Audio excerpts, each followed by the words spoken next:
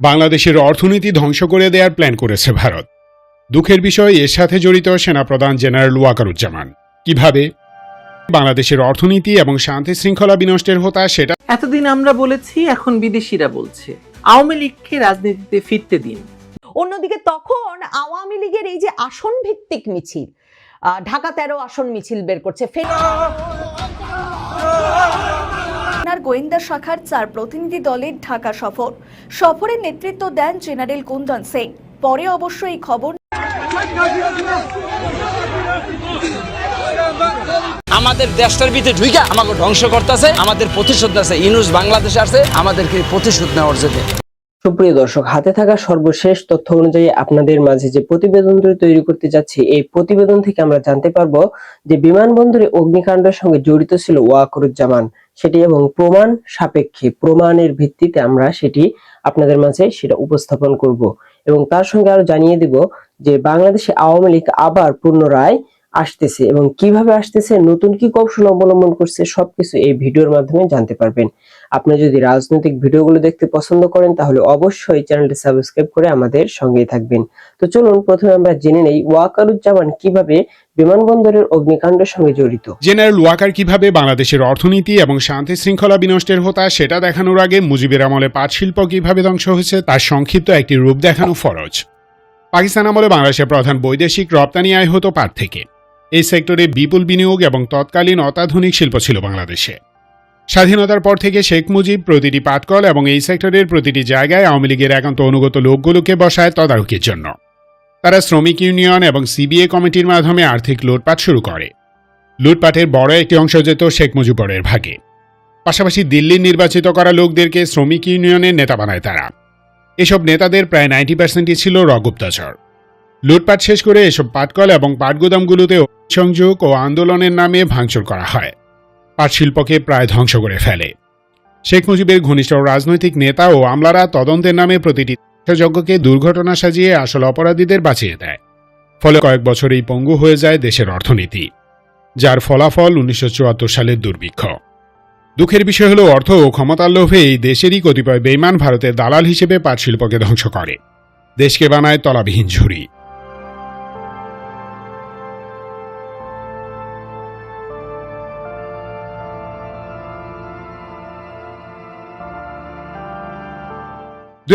সালে ক্ষমতায় এসে হাসিনা প্রথমেই পিলখানায় পাওয়ারফুল সামরিক অফিসারদের করে। তারপর সামরিক গোয়েন্দা সংস্থা ডিজিএফআই এবং কাউন্টার ইন্টেলিজেন্স এজেন্সি এনএসআইতে ভারতের একান্ত অনুগতদের নিয়োগ দেয়। এনএসআইতে ডিরেক্ট নিয়োগ দেওয়া হয়। সার্কুলারে নিয়োগ পাওয়াদের ফ্যামিলি, রিলেটিভস এবং এমনকি ফ্রেন্ড সার্কেলে কারা সেটা দেখে ফাইনাল অ্যাপয়েন্টমেন্ট দেওয়া হতো। হাসিনা 15.5 বছরে এনএসআইতে নিয়োগ পাওয়াদের অন্তত 30%ই হিন্দু ছিল। বাকিরাও 100% ছাত্রলীগ নয়তো আওয়ামী পরিবারের ছেলে মেয়ে। ফলে রাজনৈতিকভাবে এরা হাসিনা ও ভারতের প্রতি অনুগত। বাংলাদেশের প্রতি এদের কোনো দরদ বা দায় নেই। ইন দ্য মিন টাইম খরচ কম হবার কারণে বাংলাদেশের গার্মেন্টস সারা বিশ্বে জনপ্রিয় হয়। চীনের পর আমরাই বিশ্বের দ্বিতীয় গার্মেন্টস এক্সপোর্টার হই। বিপুল বৈদেশিক আয় হতে থাকে।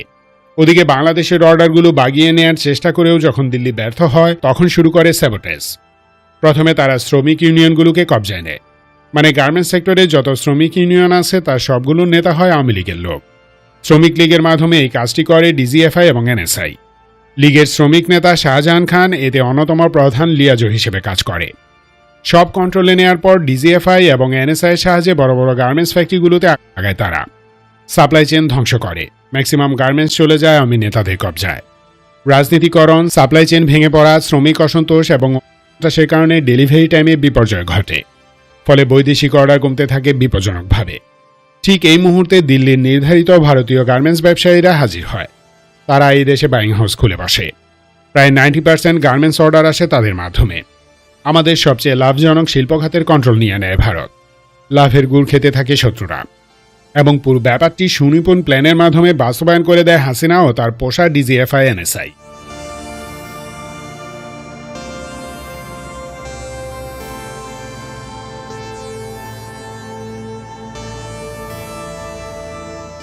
ডিজিএফআই প্রতিটি পার্সন আর্মি, নেভি এবং এয়ারফোর্স থেকে ডেপুটেশনে নিয়োগ দেওয়া হয়। কিন্তু এর ফুল কন্ট্রোল করত হাসিনার বেআই শেখ রেহানার দেবর তারিক সিদ্দিকী। প্রচণ্ড মন মানসিকতার এই বেছে বেছে ক্যারেক্টারলেস সেনা অফিসারদের ডিজিএফআইতে নিয়োগ দিত। বিশেষ করে যেসব অফিসারের পারিবারিক ব্যাকগ্রাউন্ড আওয়ামী লীগ এবং যারা ব্যক্তি স্বার্থের জন্য দেশ ও জাতির সাথে বেমেনি করতে রাজি তাদেরকেই সে বেছে নিত। হাসিনা তার আমলে ডিজিএফআই এবং এনএসআইতে সরাসরি ভারতের এজেন্টদের ঢুকিয়েছে। এর পিছনে বহুমুখী কারণ ছিল। বাংলাদেশের অর্থনীতিকে যে কোনো সময় ধ্বংস করে দেওয়ার মেকানিজম তৈরি করা ছিল তার অন্যতম প্রধান একটি কারণ।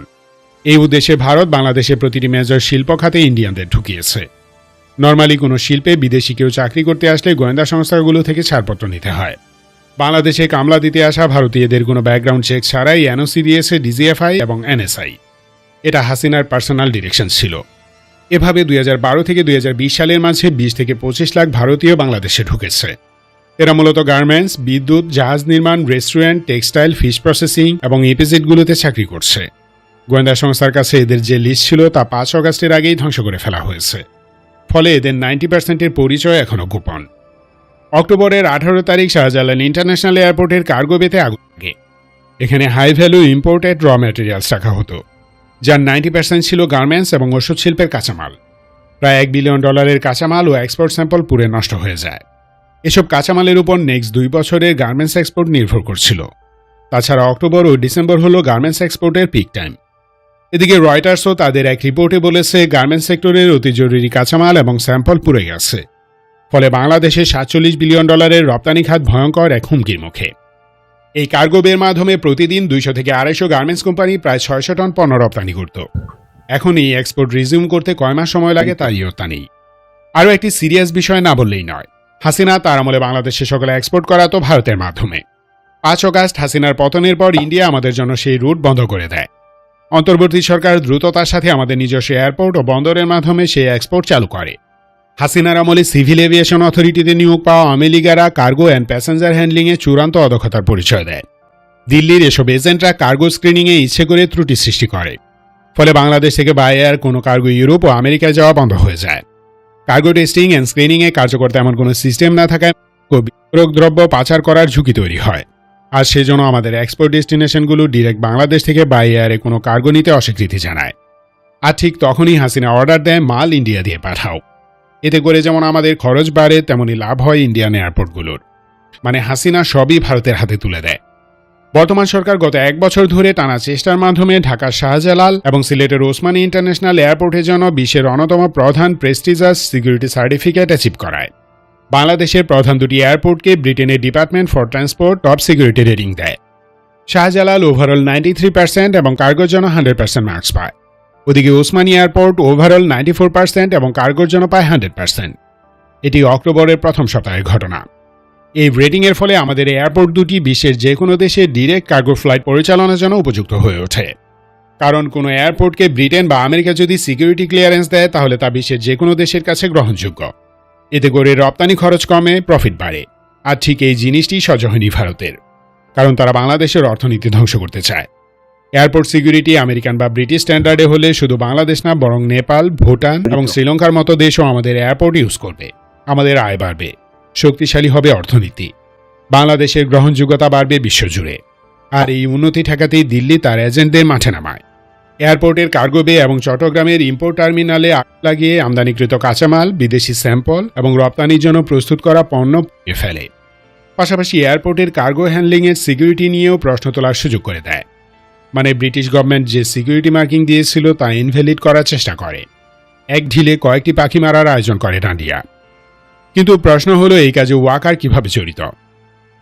বাংলাদেশের সরকারি প্রতিষ্ঠানগুলোতে থাকা দিল্লির গুপ্তচরদের সবার সাথে ডিরেক্ট যোগাযোগ করে না বা করতে পারে না। এজন্য তারা ডিজিএফআই এবং এনএসআই থাকা দিল্লির দালালদের ইউজ করে। যে বিশাল যোগাযোগ তারা চালিয়েছে তা ছোটখাটো ছেঁচড়া দালালের পক্ষে সম্ভব না।